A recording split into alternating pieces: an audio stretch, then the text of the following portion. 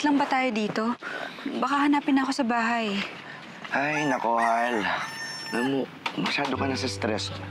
Kailangan mong ng konting break mula sa mga problema mo sa bahay.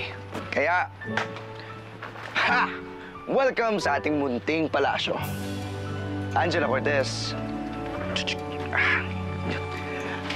You may now come in. Ang drama nito. Bakit? Di, magkakaroon na ng pinto dito. Sigurado ako.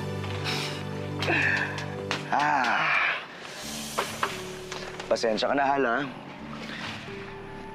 Hindi pa tapos, pero kahit pa paano may konting forma na. Medyo ito muna ang kaya kong sa ngayon. Pero pag nakaipon na ako, dream house na natin to. 2 floors at yan. Mas maganda niya. Okay ba?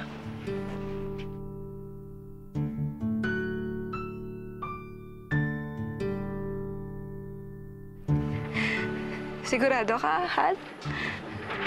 Dito natin ipapatayo yung future dream house natin?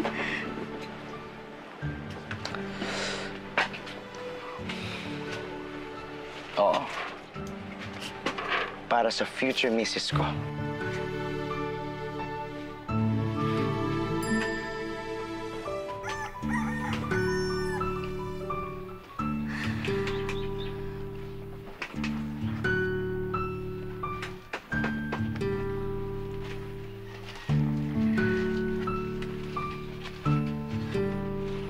Hal,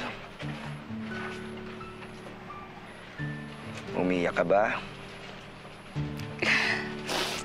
Ay, di ba sabi ko sa'yo, ang pinakaayaw ko mangyari ay umiiyak ka. Ano yan? Wala, Hal. Masayang-masaya lang ako. Kasi kahit ang dami-dami kong problema, palagi kang nandyan. Palagi mo akong pinapasaya.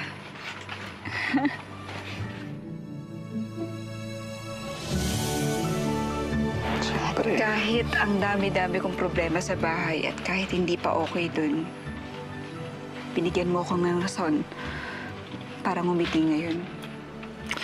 Alam mo, Hal, kahit hirap ka na at alam mo babang-baba ka na, kailangan minsan huminga at bumitaw ka sa mga problema mo. At magugulat ka, unti-unti masosolve yung mga yan. Konting kapit at tiwala lang. Yun lang kailangan mo.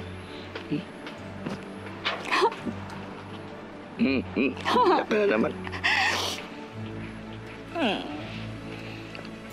Salamat, Hal. Ang swerte ko dahil ikaw naging boyfriend ko. Alam ko nagpapasalamat ka. Pero, hindi yun ang dahilan kung ba't kita dinala dito. Handa ka na ba? Dahil tutulungan mo ko itayo tong kubong to. Ready ka na, Angela Cortez? Oo naman, ready naman ako. O, game!